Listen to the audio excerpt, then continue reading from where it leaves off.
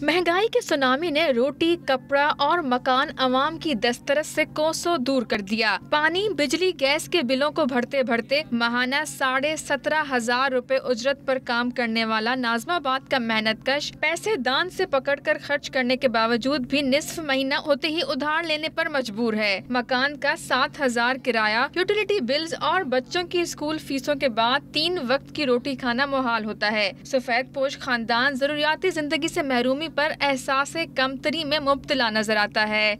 शुरू में तो सही है, चलता है। मसला ये है कि बस एंड में आगे जो है ना मसला हो जाता ख़राब।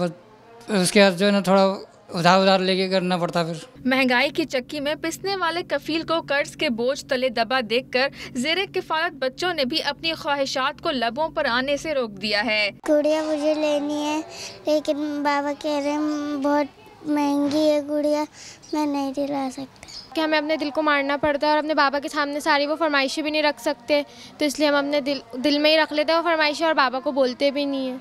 रोज बरोज बढ़ती हुई महंगाई में अवाम के लिए घर का चूल्हा जलाना मुश्किल हो गया है। अवाम तशवीश में मुब्तला है कि 17,500 की आमदनी में घर चलाया जाए या बच्चों की ख्वाहिशात को पूरा किया जाए। इस फैमिली समेत तमाम लोगों की एक ही अपील है कि ज़्यादा से ज़्यादा रिलीफ दिया जाए ताकि इनकी ज़िंदगी भी कुछ आसान हो सके।